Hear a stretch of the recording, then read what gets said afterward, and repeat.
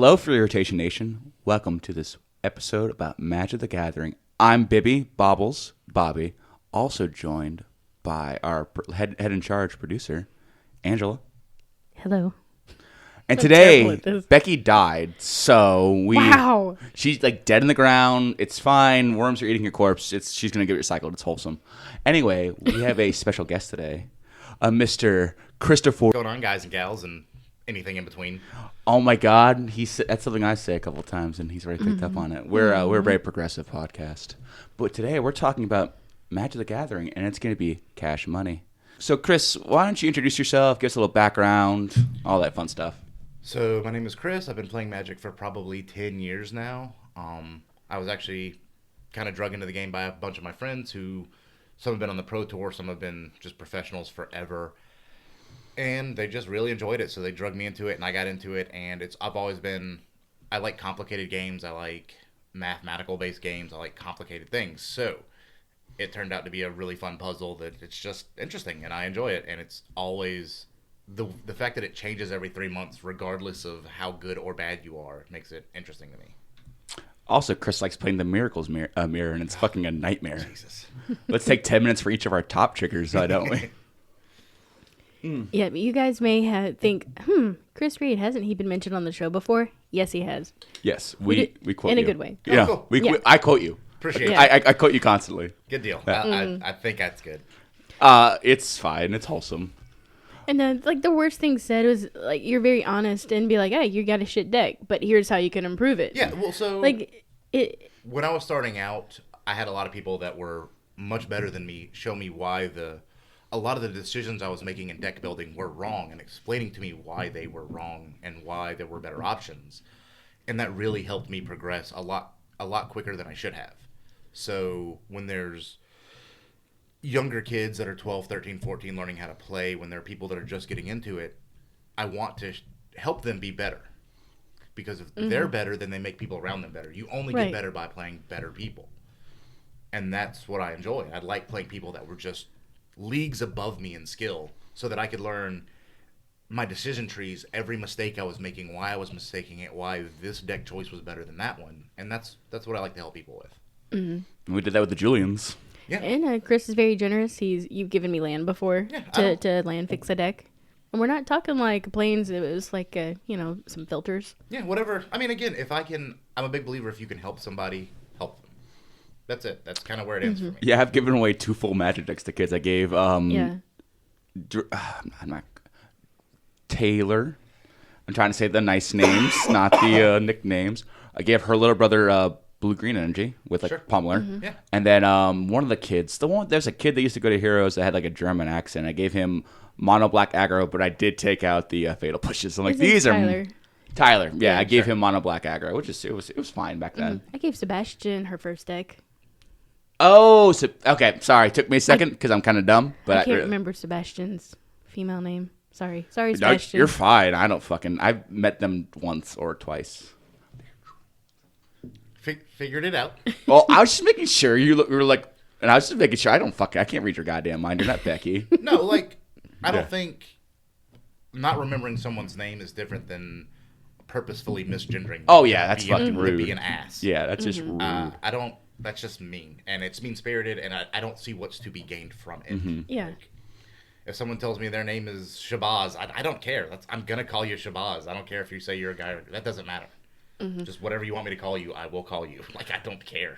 If they ask me to call them Shazam, I'm gonna be like, I'm just gonna imagine their face superposed onto Shaq's from the '90s. I'm like, God damn it! So it's gonna be interesting.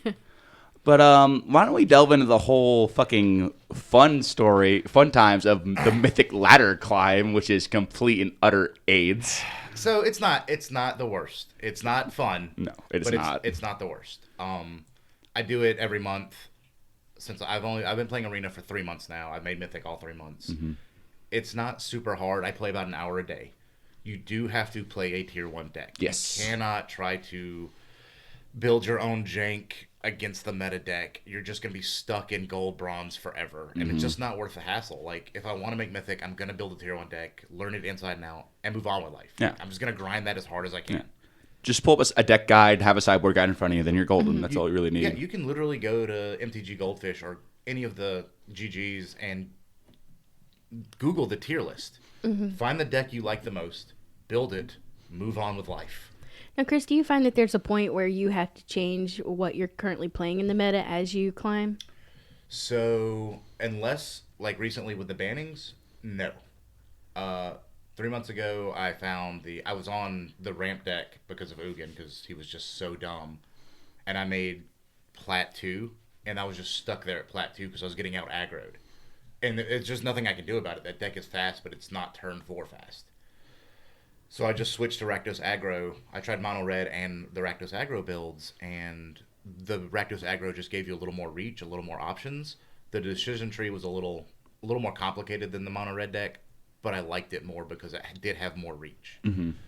Since they've banned Cat, I have been off of it. I've switched just straight back to Mono Red because turn 4 Torbjorn is damn near unbeatable right now. Yeah. It's ridiculous. So that's what I've been jamming. The ladder's changing a lot since the ban, so it's a little more. You just run into a more wide variety, and you punish people that are trying to try their own jank. You just you crush them by turn 4, and it's just over.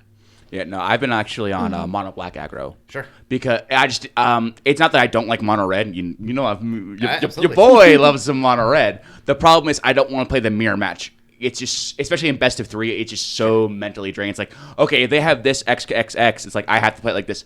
But if they're a fucking mouth breathing monkey and they just keep shooting burn spells at the face, then I don't have to think. But a lot of them, I'm in Diamond 3 right now. Sure. But it's just, I don't want to play the mirror match. And with mono black, you have 3 really good, like, 2-mana removal spells that are interchangeable: Heartless Act, Eliminate, and Grasp of Darkness. I'm playing Heartless Act and Grasp of Darkness right now because Heartless Act's really good against aggro decks. Cause it's like I think Heartless Act might be the premier removal deck right now. It's so just good. Bananas good. Yeah, it's just... I couldn't believe it when Bobby told me about the card. Yeah, it's really strong. Yeah, for a fucking 2-mana instant, it's no Doomblade, but I'll fucking...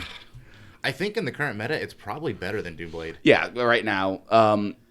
I might switch over to Rakdos for, depending how big red gets. If red becomes the premier deck, I will splash red literally for just Dreadhorde Arcanist because that card is so good. It's just a 2-for-1 every fucking time against red, and they don't deal with it. It's like, you're going to lose. So we'll see. It just depends on the match day. But there's a lot of mono green online. There's a ton of mono green. There's a ton of mono green, and mono red punishes it so hard. Yeah. Their turn 1 Pelt Collector is fine. Their Stone Cold Serpents are fine. They don't block for shit, and you just get to get in and house them every game. The one time I lost to the deck, the mono green deck, is when they had like Pelt Collector into the Troll, into another Troll. It's like, they just chump forever. It was the problem. So they can, if you ever get a Torbjorn down, it's over. I didn't draw it. Your guys just deal so much extra damage. That's the same in Commander. Yeah. If you get your Commander out, it's over. Yeah, it's so much extra damage, and that deck already just jams damage so fast because everything either has haste, evasion, or draws a card. And that's kind of it. That's all that deck does. It's a very strong mono red list. The only thing that's probably lacking is the 1-drops aren't great. I mean, Fervent Knight's fucking, that card's great. And then Scorch Spitter, sorry, it is. Yeah. It's okay. I'm dying for a 2-1-for-1. We haven't had one in 3 years since Shadows of Innistrad. So if it doesn't have haste, basically Scorch Spitter is your 2-1. Yeah, it deals 2 damage for 1 drop. If you can go Scorch Spitter, Champion, they're at 14 turn 2 when they've played a land. Yeah. That's it. Your next 2 drops don't really matter. You just keep jamming. Mm-hmm. You just get there with fucking, and then they wrath you hopefully have Annex. Yeah, you just don't jam any more into the board after that. You force them to answer you because you're hitting them for 6 a turn.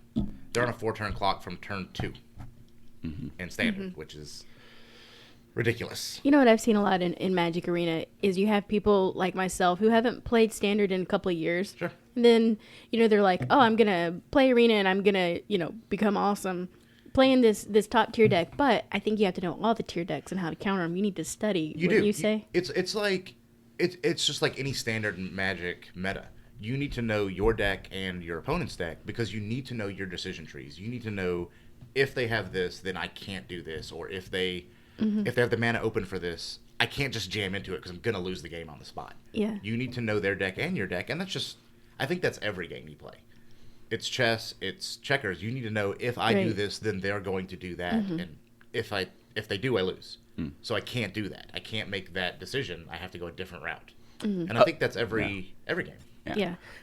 A big thing for mono red, and because people will say, "Oh, it takes no skill." I mean, I agree that the decision tree is less in a lot of decks, but you need to sequence properly your damage. Absolutely. Because that one point you miss, like of playing like the Fervent Knight on turn 1 instead of the Scorchbitter, can matter so fucking much down the road. It's between 3 damage to 2 damage. We don't have any 3 damage burn spells that are good, so that fucking really matters right now. It hurts. Yeah. The mono red decision tree is generally your hand tells you exactly what you have to do.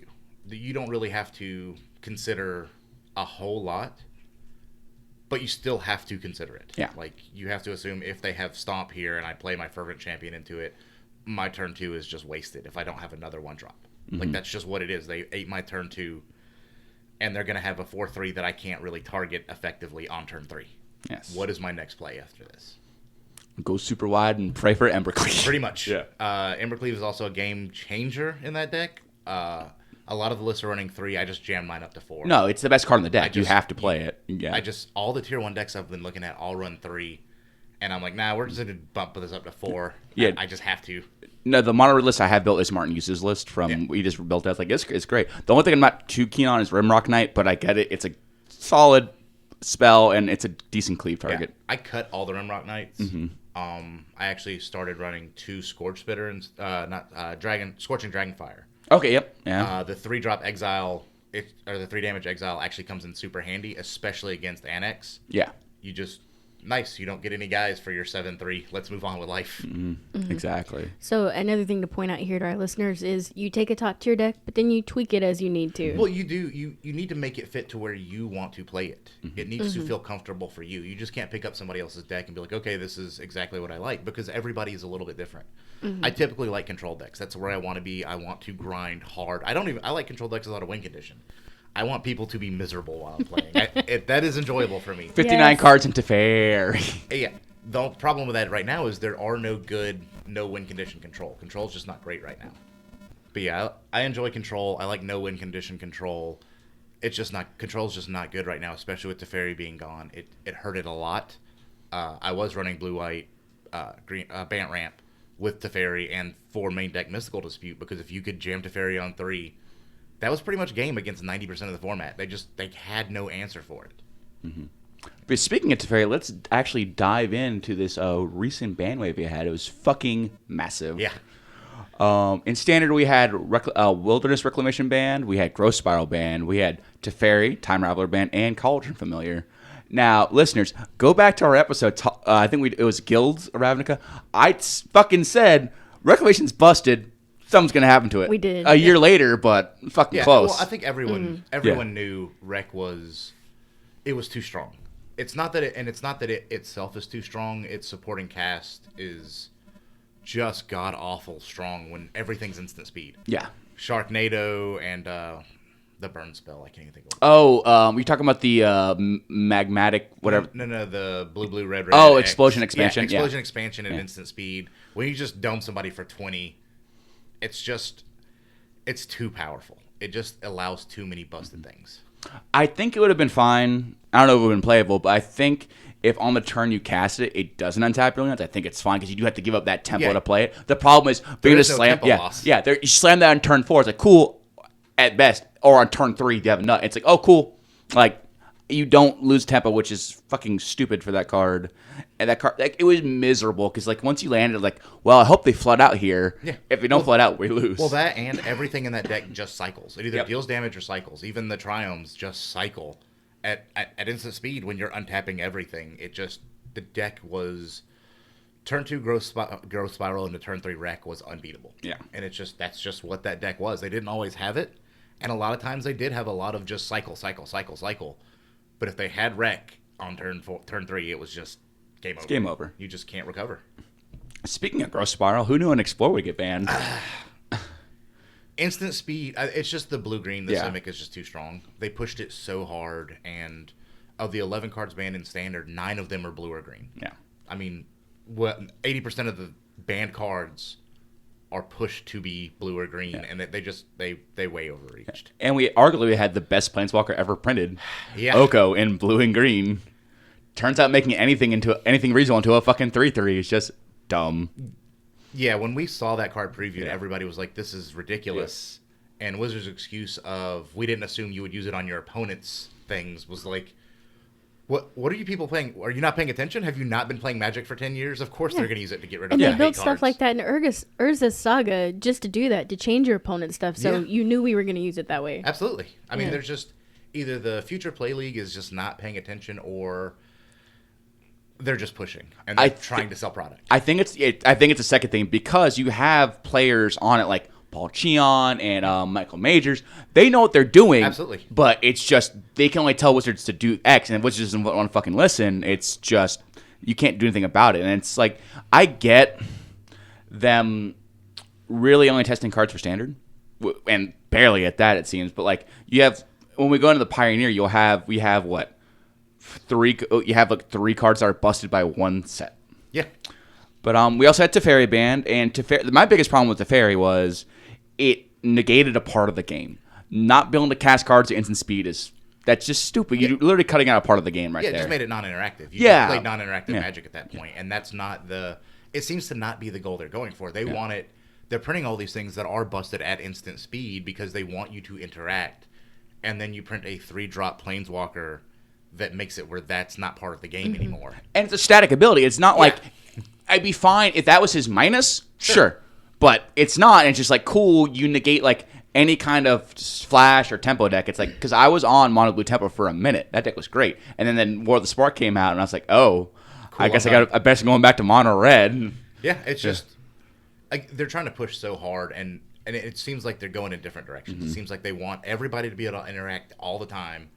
And then they print Teferi, which says, hey, congratulations, you don't get to interact for the rest of the game. Well, and I heard a lot of excuses that, Teferi was already, on a stick, this ability, but he also cost 5. He was 3 blue and 2 others. So to get to that point, it took a lot of time. Yeah, turn 3 little Teferi, 3 fairy is just... With that ability, broken. Yeah, and the unsummon... And you can't silence a Planeswalker. I could humble a creature.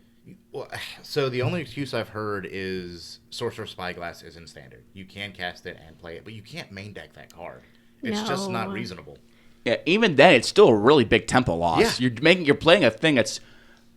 It was fine when Spyglass is printed, 4 or 5 years ago, it's fine. But Magic now, if you're not playing something that doesn't gain you immediate value or attack on the spot, you're losing a lot of fucking tempo. And even with the Spyglass, my argument was it doesn't get rid of his static. No. You just can't activate him, which is fine. 90% of why he's good is his static ability. Yeah. He locks you out of being able to do anything. Yeah. Like, the only time the minus is super good was against, like, aggro decks. Because it makes them take a turn. They have to hit them. Otherwise, they can't interact. And it gives you that turn to go, cool, 3-drop Teferi, bounce your dude. Cool, they replay their things. Cool, turn 4 Wrath you. Yes. Either Kaya's Wrath or Shadow of the Sky, whatever your flavor of Wrath is. Storm's Wrath. Like, whatever. Yeah. You're losing tempo. I stabilize now. You're fucked. Unless I flood out. But an interesting ban here, the last ban in Standard, the most recent last ban is Cauldron Familiar. And I don't think they banned it because he was broken. They banned it because of all the triggers and shit on Arena, which I get. I don't agree with, but I get why, because you have a casual audience. They don't want to send you going through like a million triggers. Again, having played Rakdos, the Sacrifice deck, for the past 3 months, if you know what you're doing, it doesn't take that long. Yeah. It's just the people that don't understand how to speed through it. You sit there for 20 minutes watching them try to sacrifice their cat and bring it back, and even as someone who played that deck, it gets really boring really quickly. Yeah. And it's just so much free damage with Mayhem Devil and Judith. I think that's also part of it. Was it takes a lot of the interaction out of the game. Like, your Euro is fine. They block with cat. You gain 3 life. They sack cat, sack the token. You've gained 1 life and drawn a card. And depending on, again, when you could call to the Netherworld back your Judith or your Mayhem Devil, you just machine gun down their team with cat. Yeah, it's super easy, and it was fantastic. It was fun. I'm not gonna lie, but it made the game super non-interactive because they just scoop when you did it. Because there was no, even if they go to kill your called Mayhem Devil, you just gun down the rest of their team in response. There's no. Oh, so it's like the old Revelark Goblin. Call of the Netherworld is it's a 3-drop sorcery. Return target up to 2 target creatures CMC 3 or less from your graveyard to play. Give 1 death touch. Give 1 menace. Oh my god. So you give Mayhem Devil Death Touch, and when you sack something, it deals 1 damage to a target. What? So you just gun down everything. Oh, that's... And with Cat Oven, if Cat's out, that's 3 triggers. Yeah. Mm-hmm. There's actually a combo in Historic where you would call the Netherworld back Chain Whirler, give him Death Touch, so ETB trigger, bye. You just wrath their whole team. Oh my gosh. Yeah. That's amazing. Yeah. I love it. Yeah. Well, and keep in mind, there used to be a creature that did that, but he cost 6. Yeah. And you would have to build the counters. I can't think of his name off the top of my head, but the black-red. Oh, is it the Rakdos mythic dude? Yeah, with yeah. I know what you're talking Yeah. about. I just don't know his name. And you'd have to build the counters as things dies, and then you can remove and machine gun. But it took a lot to get there, and this is just turn 3. turn Yeah. 3. My It's gosh. like, cool, go fuck yourself. Yeah.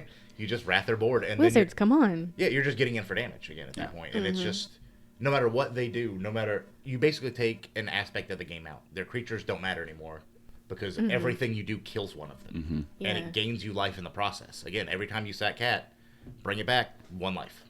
And it drains. So you're +1, you're basically +1 life, and you're killing their team. It's just, I don't think it was necessarily just how slow Cat was. I think it promoted an unfair play style. Yeah, and I know I'm sure like the more casual players were getting frustrated by them going like block before damage, sack. I get nothing through it unless I have trample. I can see why. Because fucking don't get me wrong, I play aggro decks. I didn't like Cat either. That shit was just fucking miserable to play against unless like you have to play shit like Leyline, which is fucking bad. You don't open with it. It's like cool. Well, 4 mana, do nothing. Well, even with Leyline, Cat doesn't target. It's just a Soul Siphon. You just draining game. Yeah. That's it. Like, nice Leyline. I'm going to... Oh, I was talking about the black ley line. Yeah, that's about it. So a lot of people started playing the Fairy, the Fae of Wishes, to go get Grafdigger's Cage out of their board to stop it. Oh my gosh.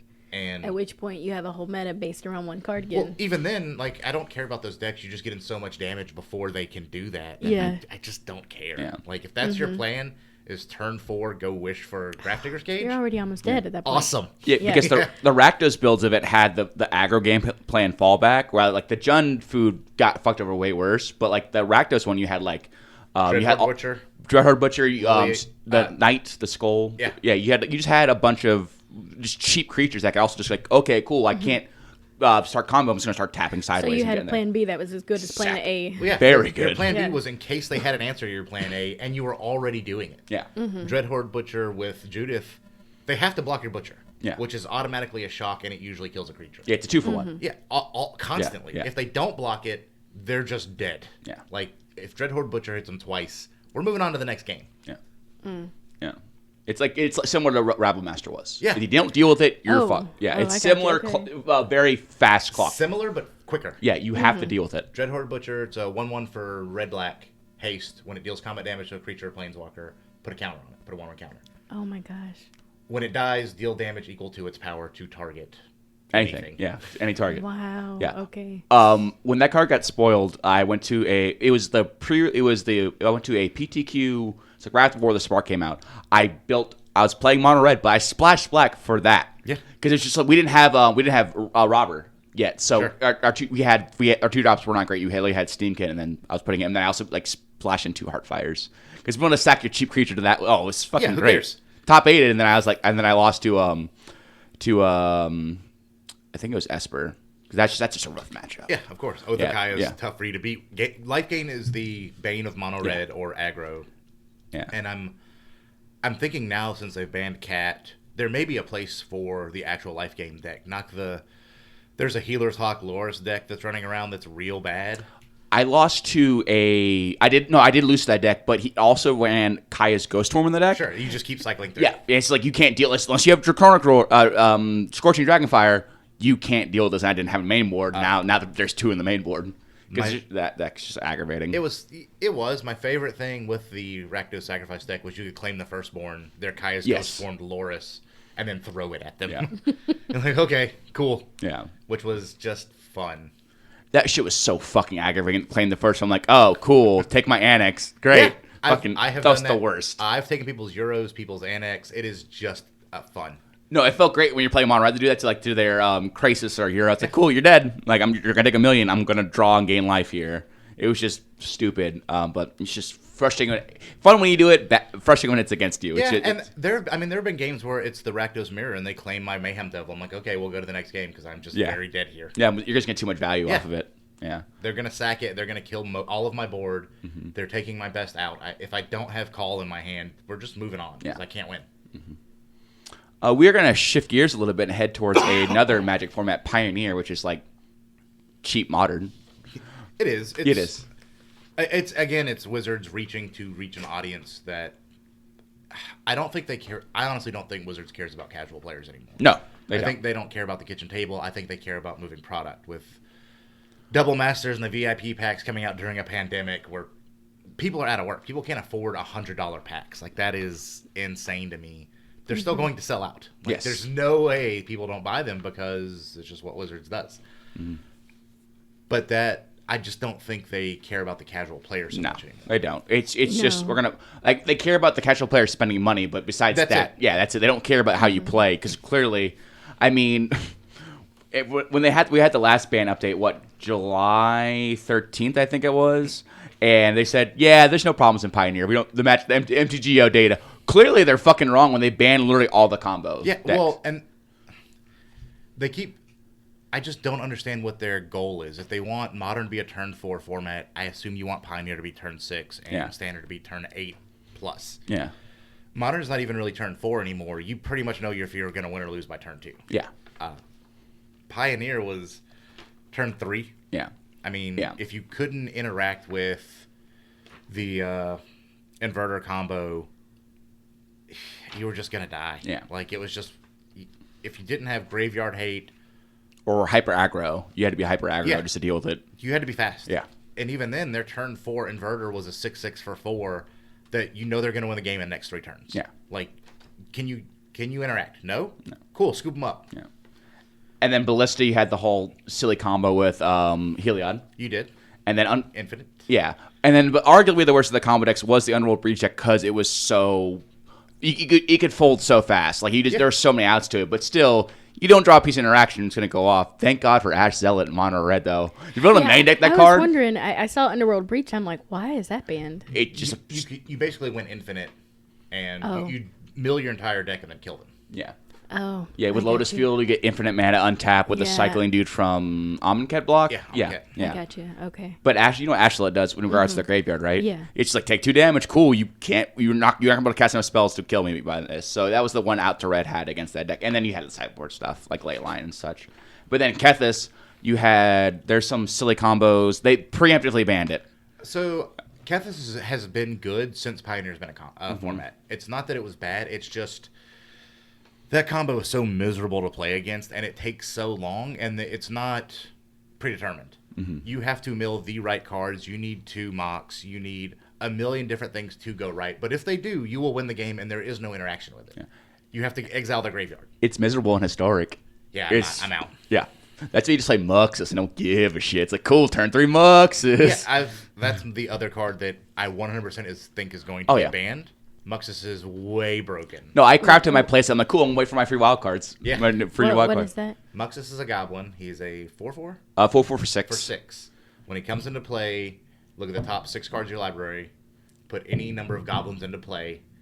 Whenever he attacks, he gets +1/+1 for each attacking goblin. Oh my god. Yeah. So he's like a better goblin recruiter / matron. A lot of the decks are cutting recruiter out to put and they're running just 2 matron to go grab him because they're running War Chief and Chieftain. Mm-hmm. Yeah. So he has haste. So the turn you play him, he's a 13/13 swinging for damage. And then you can also keep going. Like if you Conspicuous Snoop does. You see another Muxus on top, and you have enough things to sack to Prospector, play it again, get 5 more Mm-hmm. Just keep going. Just keep going. I've done it before, like in the mirror. It's like cool. I'll just keep going because you have 8 creatures. I'm going to keep going until I have 60, and then you also like finish up at the end with Krenko. Yeah, they're running 2 Krenko to make a million more goblins. Yeah. It's like cool. Make a million. You're dead. Yeah, they literally turned. Now is Kiki Jiki still banned in this format? It's not legal. It's not legal. It's not legal. It's not banned. It's just not. There's. I see. Okay. Yeah. When I see Pioneer, I'm thinking, but this, like you says, it's like a pauper modern. They are playing. They are playing. Modern Goblins is playing the Conspicuous Scoop with Kiki Jiki. Yeah, they're running Conspicuous Snoop, Kiki Jiki, and then the Banner or Harbinger. The black. that lets you put a card on top of your library to infinite on the spot. Yeah. You turn 3 infinite. Oh my gosh. That's... And if they don't have that, they have the red-black goblin that deals a bunch of damage. They have other plan Bs that are really powerful. So we've just gone back to unlimited form, like sort of, but they all keep the way banning back to alpha beta. when stuff gets. They're pushing it so hard, but when people figure out that, hey, this card is really good, they're just banning it. Like, Yeah. I just wish they'd go to a model that either, here are the 3 pushed cards from the format. I would have been fine with just like Uro. Like Uro's tempo, life, and card advantage all in one card for 3 mana, which is busted for green. Yeah, it's not what it's supposed to be. Yeah. But I understand you have to have your chase mythic. I get that. You don't need 15 chase mythics. You don't need 10 of the cards to be, okay, these are all way too good. Yeah, Uro solved the problem for what was ramp decks that sometimes you would just draw your mana dorks and you would just flood out.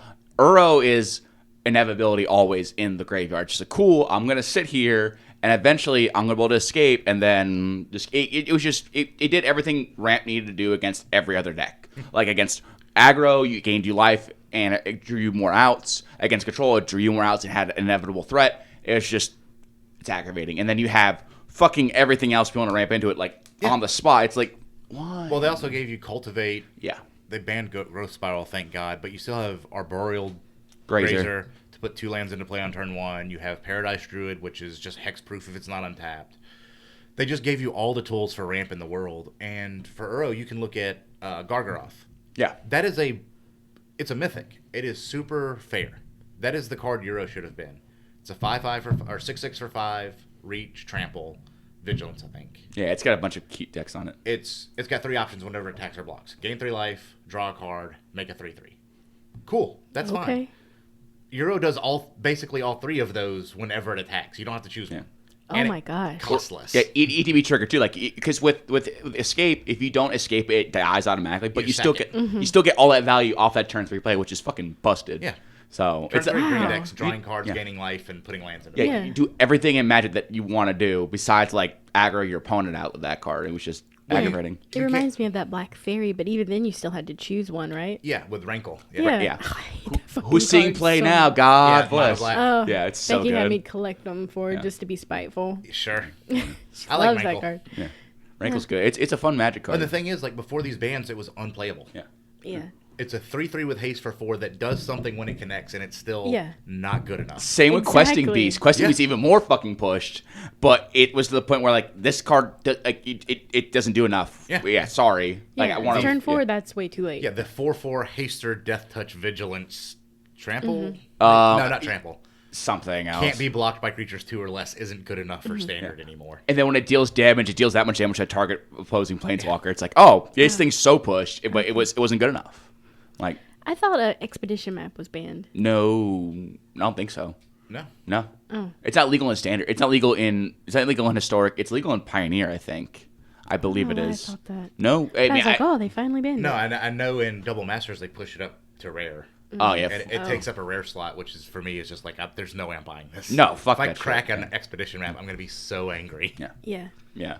And then we're gonna move on to historic, which banned 2 cards that had been previously banned in other formats in standard, Reclamation and Teferi for the same reasons. Yeah, they're just busted. Just busted. And then Brawl, Teferi's banned because that's a real good commander you have there. Yeah. Literally, congratulations, your deck can't play anymore. Yeah, it's just...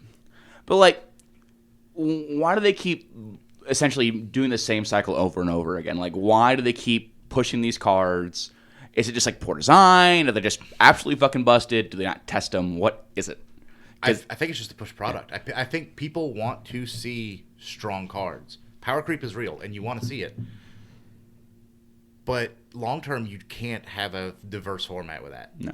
They overtake. These strong cards will be these 6 cards that everybody's playing, or you're stuck in bronze forever. Yeah. You cannot grind up to mythic. There's just no way. Mm-hmm. I liken it to Braids.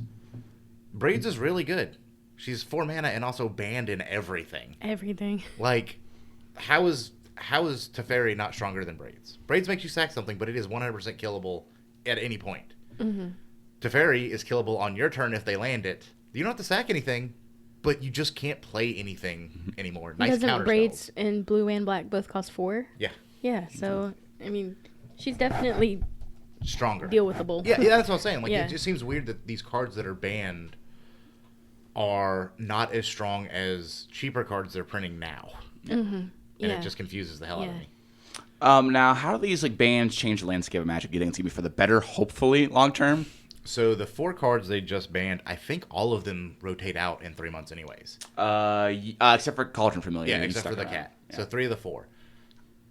I understand why you don't want to ban things early, because people that have spent a bunch of money in paper Magic are going to be pissed. Well, remember the whole cat ban? Yeah. Yeah, because people there was a week before Grand Prix. I was like, fuck, I'm on red, and I was like, but I can't beat cat. Like, it wasn't even the point of like, it wasn't always the combo. It was like, cool, I'm gonna copy Glorybringer. It doesn't matter. Yeah, they grind you out. Yeah, they just grind you out, and it was like that. Like, no, it's fine. That Monday, that Wednesday. Oh no, we're fucking wrong. I'm like, sweet, I'm on the right deck, and everyone else got fucking shreked. Yep. Yeah. Well, the standard bannings in earnest started with Marvel. I feel like that's when they started really taking standard and being like, okay, these cards are too strong. Being able to cheat out Ulamog on turn 4. And then Emrakul was just dumb. Well, You may as well leave me my Flash Protean Hulk combo. Yeah, pretty much. Yeah. And it's weird that I don't think it's a mistake. I think they're kind of doing it on purpose. I think they need these pushed cards to sell product, but it's going to make for a miserable standard if you're not on one of these pushed cards. Like, and even when you are, like, I understand the decks I play are broken. Like, the tier 1 decks are all dumb. I have to play them if I want to grind up to Mythic. Like, that's just what this format is. Yeah, you want to win. That's how it is. I mean, yeah. And going back to what we're talking about, the casual players, like, you go to the arena subreddit, and it's just like, and I get, like, they do bitch about stupid shit, but mostly their brain's in the right spot when it comes to a lot of these cards. Yeah, well, they want the game they play to be enjoyable for everybody. But no game is like that. You're never going to be as good as a grandmaster chess player. He's just always going to kick your teeth in because he just knows all the moves and makes the right ones. That's how I think you have to look at Magic. If you want to be good at it, play the best deck, get good with it, and move on with life. I like to brew. I really enjoy brewing. I realize my brews are not going to be tier 1. That's just what it is. Yeah. Okay, I'll let people that are smarter than me and play a lot more than me figure this out, and I will take their advice. Yeah, that's why you never buy reputation. You never buy into something unless it's like spelled out for you. You see, like, oh, one card rotated out of this deck. This slots in. We're fine. But otherwise, you always wait like a month. I usually give it 2 weeks. Yeah. I watch a lot of the Twitter accounts and I watch a lot of the brewers, and I draft for those 2 weeks. Drafting is, I think, a way more fair field at that point. Sometimes it depends. In this core set, Baneslayer's like, you don't have an out, you just lose on the spot. Well, but again, sometimes that's how all drafts. Yeah, you get sometimes a chase Mythic. Back when Return to Ravnica, if you cracked Pack Rat, we're going to the next game. I just can't beat that card. Yeah. We had legitimate discussions if you opened 3 Pack Rat. Was it correct to play 3 Pack Rat and 37 land? And just multi-hit a Pack Rat. Probably. It's probably the right play. Because there wasn't a lot of early interaction either. There was none. Yeah, there was it was like turn 4 is the best, and that was it. Well, and I think turn 4, the only answer to it was Supreme Verdict, which was another rare that they had to be in those colors and crack it. Like, okay. Good luck. No, Interstar was before. They had to ban Lingering Souls and limited construct. That's just fucking wild, but sure, it's fine. But so going forward, what can WotC do to prevent like another like travesty like this, like having 11 cards banned in a year? Yeah, in a year. Yeah, 11 cards. It's fucking. We haven't had, for listeners, we haven't had this much of a problem since Urza's block, and that was Mirrodin. As hard as they pushed it. Yeah, and that was like 98, 99. It's been over 20 years, and we've gone fucking back. I don't think there's any. They have to. If WotC wants to stop this, they have to take a stand on either we're going to make this an interactive fun for everybody, or we're gonna sell packs. Yeah. And 100% Hasbro's going to sell packs. Like, that's just where we're at. Yeah. They'll deal with the problems later. Because people are obviously still buying it. So they don't have a problem with sales. I think they're probably doing better with sales than they have before because things are so pushed. Yeah. And like, here's the thing from the buying and selling collectors end, we're having a hard time selling certain cards because they don't keep up anymore. Yeah. Like, I want to. It's like, oh, well, this just came out. I bet these prices went up. Nobody wants to buy it because it can't keep up. Well, no one knows. It's the uncertainty, and it's like every other market until a lot of these commander cards, or other than like reserve lists, because those are never going to go away. Yeah. But the new stuff, who knows? Like, who knows? Yeah, it's hard to say. I mean, one of our friends, Bernardo, bought into Marvel a week before they banned it. Yeah. Oh. Yeah. It was the best deck in the format by a long shot. And then they're like, we're going to ban these 4 cards from it. And you're like, cool, thanks. So you've met my best friend, Blaze. Yeah. Chris knows this story. Blaze bought into 3 decks in a row. He bought into Kitty Cat. He bought into the It Works Marvel, and he bought into Blue White Flash. And within a couple weeks, all 3 got banned in a row. Yep. And it was just like, fuck, dude, just build red. Nothing gets banned from red. And then I say that, and then Ferocidon and fucking Randap Ruins got banned. I was like, oh, fuck me. It was. Technically, Fires of Invention is banned right now, but it's a red card, but it ain't red. No, it's red, but it doesn't follow the rules of red. It's more like a green or blue card with how it is, but it's just fucking pushed. Well, the card itself wasn't really so much the problem. It was the cards that you could play off of it that was like, it's just like. It was the problem is you get push mana abilities. Well, Fires into Cavalier of Flame, into into Kethis. Yeah. Done. Yeah, it's like that or into the King. It's just like Kethis. It's Kethis. Kenrith, yeah. The Return King. But even then, that was turn 5, and they decided that was too broken. Yeah. And now it's just everything's so much faster than even I started in Return to Ravnica. That was my first Magic set. Since then, everything's gone bananas crazy. Yeah, Mono Black Devotion was a good deck, but you could be beaten. Like, sometimes they have the pack rat nut draw, and you can't deal with it. Yeah, there's nothing you can do. Yeah, but otherwise, you could interact with it. Like, you could. It was just a grindy. Get not value. It was just like fill up my board, kill you with Gary, but you could interact and it'd be fine. Yeah. Now it's like if you don't have something to do on your first 3 turns, you're fucked. Well, that and you look at people are main decking Aethergust. Yeah, and Mystical Dispute. Because you have to. Yeah. Like, you have to have an answer to these red or green cards, or you'll just lose the game. Yeah. As someone who doesn't play Standard anymore, listening to you guys talk about Standard, it sounds like you're talking about Legacy. Like, you're essentially talking... It's getting there. I almost said lesbian play. Yeah. You're talking lesbian play. It's getting there. It's my favorite. It's getting there. It's a lot of the same play style. Mm-hmm. It's a lot of the same interaction. Yeah. And the quickness. Yes. Like, you got to deal with that Merfolk deck before turn 3. You're done. Absolutely. Yeah. Yeah, it is what it is. I mean, and we'll see what rotation brings, which thankfully I cannot wait for rotation. I'm literally taking down the days. I'm like, well, you can tell, like, even on M21, they kind of dialed back the power. Yes, they did. They decided that, we're going to kind of chill out on this a little bit. Because even the Chase one, Teferi, he's good, but he's not busted. He doesn't fit into any slot really. Yeah, he's just a one of in a couple control decks because he's shiny and new. Yeah, and control's just bad. Yes, it is fucking terrible. I love control, and I can't play it right now. The only control decks like the Urion blank game back, but it's so fucking slow. Like, you don't have like turn 2 answer, turn 3 answer, turn 4 wrath. You're gonna lose. Yeah, well, I'm thrilled to see Urion the whole time when I'm on Mono Red or on the Rakdos Sacrifice. Yeah. Please God, show me Urion as your commander.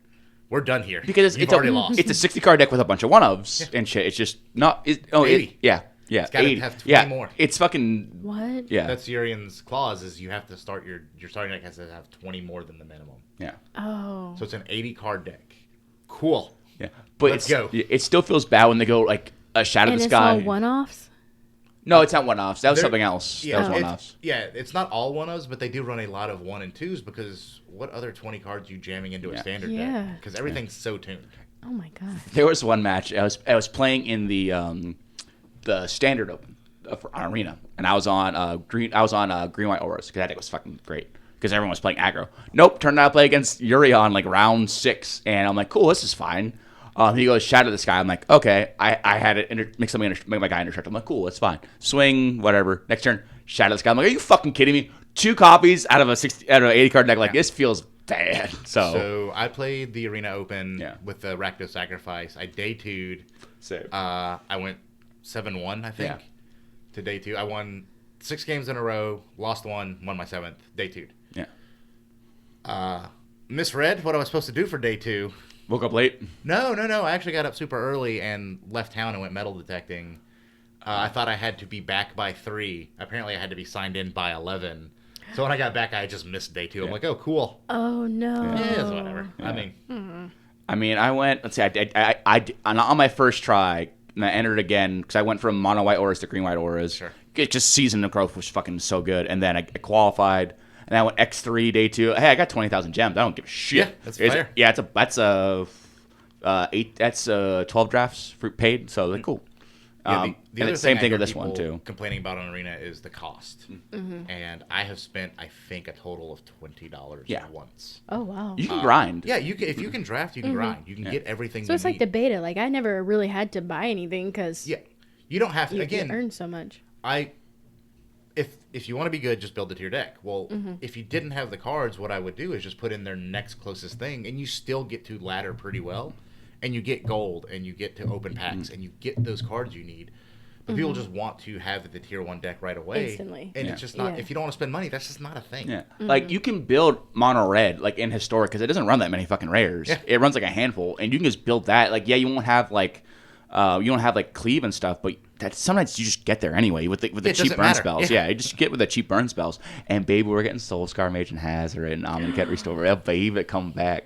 You get to run fucking mono red prowess now. You've got this. Well, kind of. You don't have Swifts here, but for Arena, close enough. You just have it, and I'm fucking excited because that deck's fun.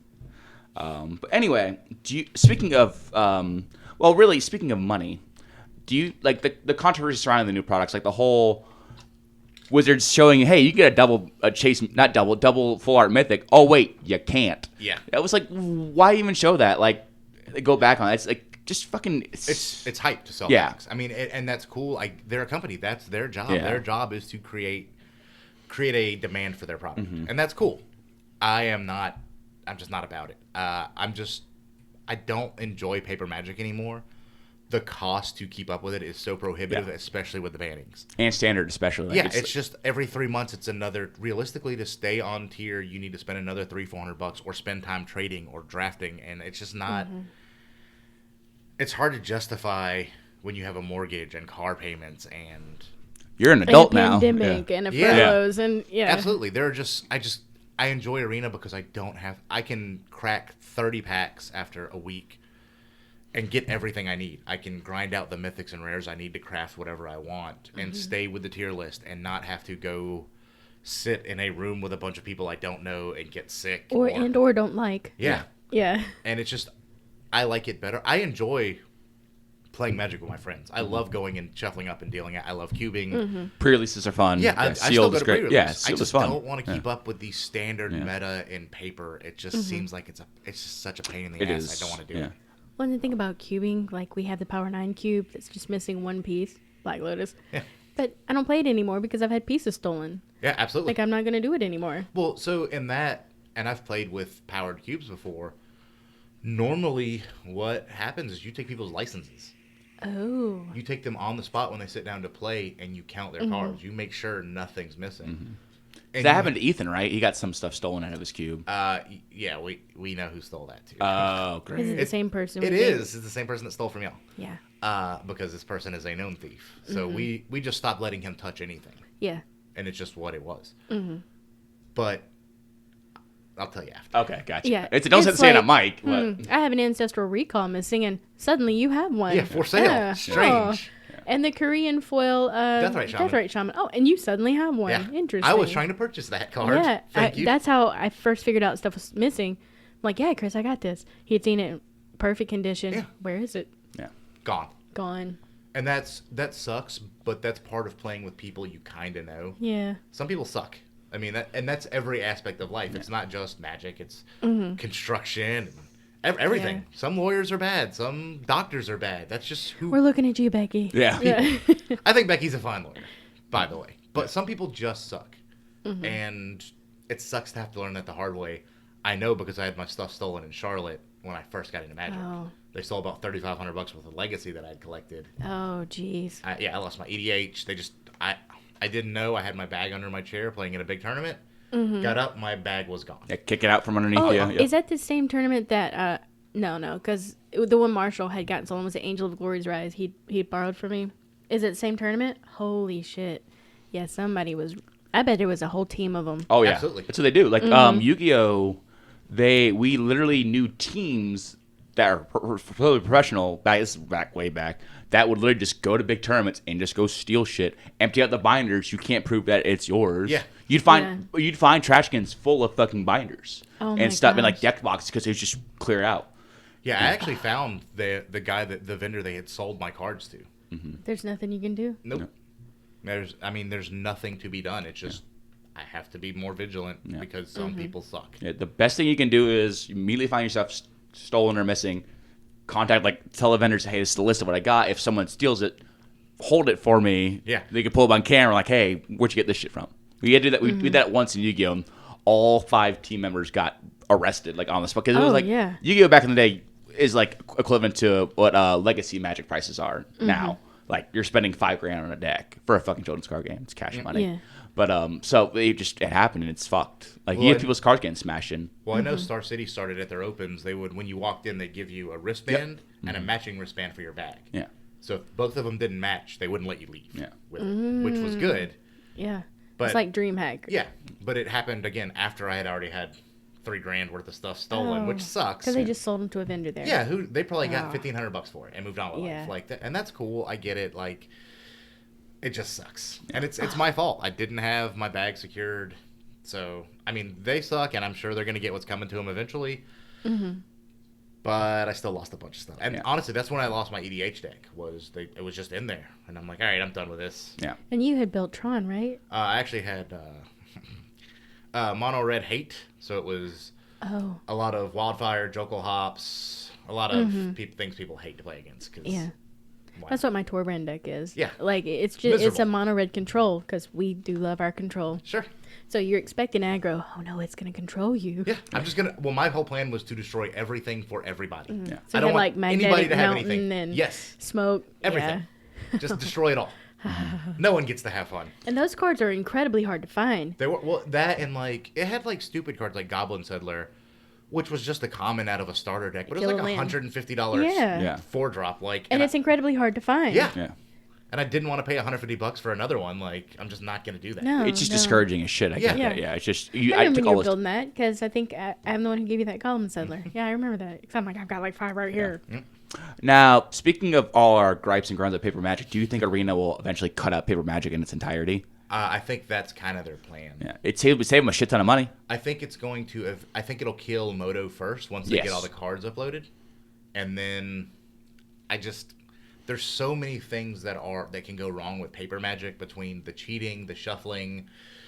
I mean, we've seen even Yuya Watanabe, who was one of my favorite players, get caught marking cards. What did he marked? Tron. The Tron lands in his Tron deck were marked in different corners, so he knew which one it was. Is what the story is. I mean, I wasn't there. I'm not part of the Wizards research team. But he said that that's his mark on his card to identify them. On just the Tron lands? Yeah. I know. Yeah, different on every card, but you just on your Tron lands? Yeah, and Yuya was one of my favorite players, and to watch him get busted cheating, it just hurt, but cool, kick him out. Like, if you get caught cheating, bye. Get out. Yeah. Well, Heroes just busted somebody in their Commander League who knew how to stack his deck, a Commander deck. So they're like, we're going to shuffle your deck after you shuffle. Yeah. So guess what? The Monocrypts went away. The Soul Rings weren't, Weird, you didn't have turn 1 Soul Ring every turn. Yeah, and turn 1. How do you always have turn 1 Monocrypt? Like, yeah, people, and again, there's money involved.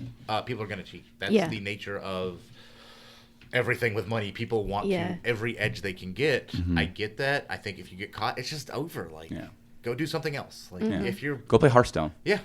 I like Hearthstone. It's just not so non-interactive. Yeah. It's basically like playing with the fairy, and I just don't want to do it. No one wants to feel that shit. Yeah. Like, once those combos start, you just got to watch. Pretty much. You just stand there and like, guess I'm going to lose this game. I'd love a counterspell right now. Yeah. Yeah, but speaking of Moto, now for a newer player, do you recommend Arena or Moto? I think probably Arena. A1. Yeah. Unless you specifically want to get into an older format, Vintage, Legacy, or Modern, just play Arena. Yeah. It's completely free. They walk you through the gameplay. It's very user-friendly. It's god-awful easy. And you can grind. You don't have to spend $100, $150, $200 to get a decent deck. Yeah. You just sit there and grind it out.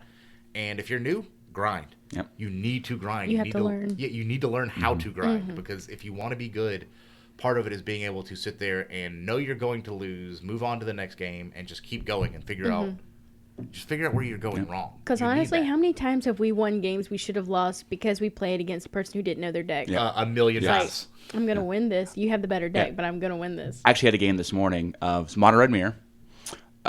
He had like NX, a couple of things. I had a 3/3 Steamkin and a Giant, Bone Crusher Giant. He swung with NX. I'm like, cool, instant block with Giant. Next turn, swinging with Steamkin. Steamkin like a 1/1. Fervent Knight. Cast Embercleave, triggers that goes up to a 5/5, deal you 10, he's at 8. And then I lose. He didn't block at all. Fair. And then I launched the counters off, played another Giant. I'm like, and then he just scooped on a spot. I'm like, dude, he shouldn't have scooped because he was way far ahead. Like, why are you scooping there? Like, you can kill the fucking Steam. It's a 3/3. You can kill it. You have 5 cards in hand. You just scooped. I'm like, okay. Okay, cool. I'll take the win. Yeah. Unless he had 5 lands. He hadn't played a land a couple turns, so it's possible. But I was like, some people just get frustrated and scoop. Yeah, I've done it. I'm not above it at all. Yeah. Mm-hmm. I've seen you be like, I'm not grinding even through this. I don't care. My time is more I've valuable. seen you do there's somebody will drop a card and you're like, yeah, I'm done. Yeah. Let's move on. Yeah. Sideboard. Well, a lot of times, especially when you know the matchups, you know when you're 99% to lose the game. Mm-hmm. And is the next 30 minutes of your life worth trying to grind out the perfect line so you don't lose because of a card? Not to me. Yeah. I'll just play better next game, or I won't, and I'll lose, and we'll go to the next match. Back when I played and I'd sit down to the Lingering Souls deck, I can't remember what it was called, I would just scoop, say, nope, let me go to sideboard. Yeah, I'm not trying to grind through these. No, to lose the 1/1s. first one. I want to beat you turn 2 and like game 2 and 3. Yeah. I was playing against Mahaffey at a PTQ a couple standards ago. He was on like Esper or something, and I was on Red. And it got like it was like, oh yeah, it was during Scarab God. He like slammed. He had contempted not contempt. He had the something life gain. It was like a 4-drop life gain card. It's like game 2 and 3, and then he slammed Scarab God turn 5. I'm like, okay, I can see. He's like, I like playing against you. Like I was like, yeah. I can get through this. Maybe not trying. Yeah, if I draw the right cards and you flood out, yeah. But I'm not gonna fucking play 30 more minutes in one game. Let's go to game 3 if I want to play versus like dragging this out and going into time. Like fuck it. Exactly. And I think that's part of why I like control is because I know when I'm going to win and when I'm going to lose. Yeah. I can just move on to the next thing and we can call it a day. Yeah. And I've played against people that don't understand when control has you hard locked and they just want to sit there and grind. I've been in opens where they want to drag on the first match for 38 minutes and I'm like, okay. Because I'm going to win in time because I'm going to win this. I'm going to go 101 and take the victory and I will sit here and grind with you. And I've had that happen multiple times with people that just don't understand. Like, you're not getting out of this. And as a control player, the more they wiggle and try, the more pleasure you get. Well, there comes a point where I just don't care. Yeah. Nothing they do matters anymore. Yeah. And I had that happen when Elixir of Immortality was in Standard. And I literally would just keep shuffling everything but my lands back into my deck. And he just wouldn't scoop. And he had no outs. Yeah. And I'm like, okay, we'll do this forever. I do not care. You're not going to wear me down. Yeah. I'm literally going to deck you in 49 minutes. We're gonna shuffle up, and they're gonna call time. Yeah, I was a dick once. No, this is online. Yeah, this is online. It was something I was trying to get into Diamond for my first time, and this guy was on Nexus of Fate with Teferi and stuff. Problem is, his win con was Teferi. I was like, cool. I already won game 1. Let's just draw this out until you time out because you don't have your win con is exile all my permanents. Yeah, but you can't actually put me to 20. Yeah. So you're gonna time out before I draw out my deck. And he was pissed, I'm sure. I was like, whatever. Yeah, play a win con. Yeah, if that's the deck, like, again, I like control decks. Yeah. If I play a control deck and I lose after 30 minutes because I didn't realize to scoop, that's on me. Yeah. Like, I could have scooped in 10 minutes when I knew I was going to get housed. Yeah. Like, you're going to run out of time. I'm going to win this 2-0, and we're going to see you later. That's probably one of the first things I learned playing competitive Magic, and I think Becky and I were at like it wasn't PTQ, it was the Star City Games tournament. Yeah, like an open. And this guy was like, you just wasted my fucking time. And I started thinking about it. I'm like, I didn't have a way to win. Maybe one card, but he had a counterspell for sure. Yeah. Cool. Yeah. So I learned that because he was so like just full of loathing and like stupid bitch, you know. Yeah. He can be as mad as he wants. He sat That's down right. to play. Yeah. That's right. And I'm thinking about it. I'm like, he's right. I should have conceded. Yeah. And then I ended up losing because we never went to a turn like a game. Yeah, but two. that's part of the game. If you don't want to concede, if he can't actually beat you, so be it. You have to sit there across from her and play. Yeah. That's what you signed up for when you decided to play this game. Yeah. Sometimes people will scoop. That's cool too. They do not have to. I'll scoop in a minute. Yeah, I so have will no I. patience. I think my time's more valuable, but I don't expect someone. I don't ask them to scoop even if they're hard locked. Yeah. Play it out as long as you want, man. That's right. I'm going to win regardless, so yeah. I don't care. Yeah, you do you. Yeah. Be like, are you sure? That is wanna part of keep their going? experience, and if they want to keep going, Yep. more power to them. Yep. I agree. It's a whole thing. Before we break, do you have any other tips and tricks for new players? Just grind. Just grind. It's part of it. You need to talk to people that are better than you. Yes. Follow the Reddits. Follow the subreddits. YouTube videos. Yeah, everything. And listen, even if it's harsh, because we do know someone who's like, Chris Reed's really harsh on what he says. You're not harsh. You're honest. Yeah. Honesty is necessary. Well, it's part of it. Like you can sugarcoat like, hey, that card's probably not very good, or hey, that card's bad. Here's a better one that is cheaper and does exactly what you need. Take that advice. I'm not. Yeah. Again, Yeah. I want you to be better. I'm not going to tell you how to be worse. You're already not good. yeah. Get better. Yeah. Well, Yeah. he's like, he said, that deck sucks. And then just, I was like, yeah. And? Yeah. Here's how we make it better. Yeah. Everybody I've told, or when we sit down, if they have a problem where I'm like, hey, this is a better option, I'm more than willing to sit down there and go through their deck with them. Yeah. And we'll pull out every card and say, hey, why not? Why did you choose this over this? There was the first day I ever met Blaze. I was sitting at Heroes. This is the location by Big Lots. Yeah. He came in. He's like, "You want to play some Magic?" I'm new. I'm like, "Yeah, sure." I was playing mono black aggro like during Theros with like all the enchant creature things, and then Mogus Marauder to crack them. And he was on Minotaurs. Sure. I remember that Yes. deck. God help him. And then he's like, so after I thrashed him, so what do you think? I'm like, honestly, I think it's hot garbage. But here, we're going to go to the counter because this is back when mono black, besides Thoughtseize, was like $15 to build the whole deck. Yeah. Like, okay, we're gonna, and I bought it for him. Like, hey, not Randy, Tony, pick up 4 each of these. We're going to build him a deck, and then became best friends. He's like, I really appreciate you just telling me straight up, like, yeah, your deck was garbage. I'm not going to, I'm not trying to be mean. I just don't want you to waste your time. Absolutely. Yeah. I want you to get good. That's what I want. Yeah. I want everybody to be better. Yeah. If somebody has opinions on my deck, please tell me. Yeah. Tell me this card is worse than this other option because that's how I got better. Yeah. My friends literally would sit down and say, that's a bad choice, and here's why. Yeah. Okay. I am willing to learn because I want to be better. I'm not playing this game to not get better at it. Yeah. It's everything I do I want to be better at. And people have different approaches. Like Marshall is, hey, you want to take that back and try it this way? Yeah. And that's fine. That's how he does it. He still knows he's going to beat you. Well, with new players and with kids, I 100% let them, if they mess up, start over. Oh, yeah. Start this turn Yeah. over. I don't mind. You'd even let me do that. Yeah, I don't mind. If you thought about it later, especially when we're playing at a local place or it's not an open or PTQ. Yeah. Dude, take it back. I don't care. Find the right line. Cool. Yeah. You got me. Yeah. Because had you taken the right line to begin with, I probably would have lost anyways, Yeah. which means I made a mistake somewhere or your deck was just better. Yeah. I'm okay with that. That doesn't hurt my feelings. Losing doesn't bother me. Losing because I made a bad choice bothers me. Yeah. Yeah. Yeah. Like when I lost that one to Arya where I forgot to flashback I flashback Angel of Glory's Rise instead of playing the one in my hand, and he had the God, fucking yeah. I was at 2 life and he had this shit in that says if you play a card from your Oh, graveyard. Ash Ellett? That card's fucking a beating. And he was like, why didn't you just play the one in your hand? And I'm like, take backs? He was like, oh no, I No. want the playmat. Like, God damn it. Oh, it's just Arya. for game day? Yeah. Yeah. Funny story, I'm XO lifetime against Arya. I have never lost a match to that kid. Really? Oh, you made me sick. Tournaments, big tournaments, IQs, opens, wherever Yeah. we've played, he has lost every time, and he just gets enraged. I miss Arya. That's funny. I miss him at points. That's fair.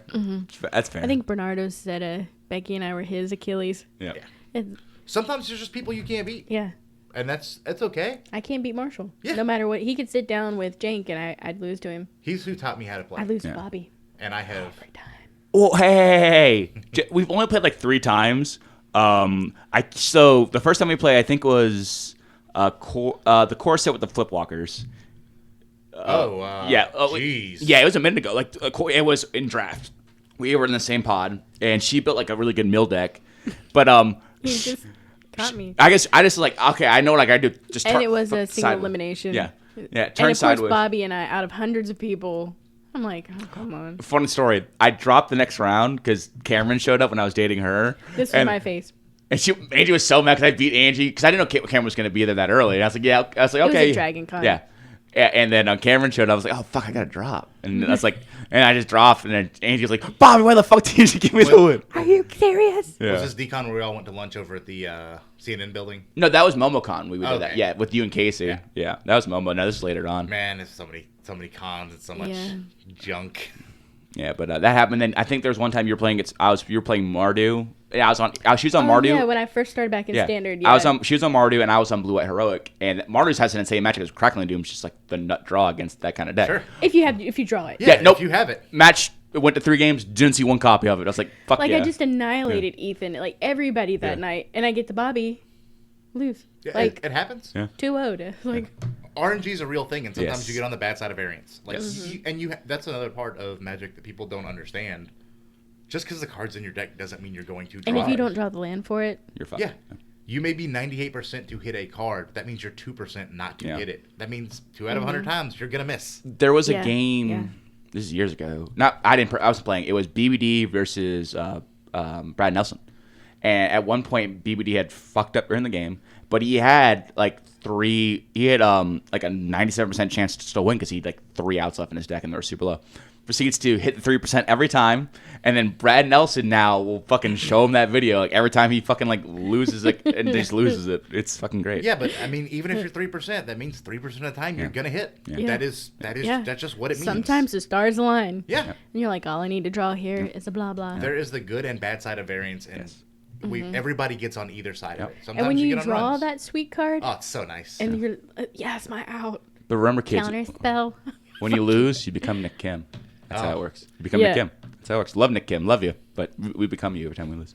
It happens. But hey, Chris, where can they find our podcast? This is Free Rotation on YouTube. No, we always did it at Becky. It's fine. You can find us on YouTube at The Free Rotation. You can find us on Instagram at The Free Rotation Podcast. You can find us on Twitter at Free Rotation. At The Free Rotation. You can check out our website, TheFreeRotationPodcast.com. Look at our backlogs and our ancient articles. Spotify. And Spotify, Stitcher, and Weeby Geeks. We are affiliated with Weeby Geeks. Check out all the other nerdy podcasts there. But You do listen to Becky. I do listen. I've been doing this for. I couldn't have done that. I've been doing this for over a year. Even if I wanted to ignore it, it's just ingrained in my brain. You guys are all over the world. We Yeah. are. Time to get it taken off. Oh no. Are you talking about tinfoil hats or the ceiling? All of it. Yes. You need 100,000 more tinfoil viewers hats and next. listeners, and Can I take my top off? Sure. we're gonna get this Joe Rogan style. Fans only. Oh, God bless, please. Fans only. Yes. Well, Chris, thank you for joining us, and you will be back next week, I will. where we will discuss MK Ultra. Yes, I'm down. MK Ultra, some good shit. It It's is real. fun. It's just real. It is It is, 100% yeah. real, and it gets deep. Yep. TheFreeRotation.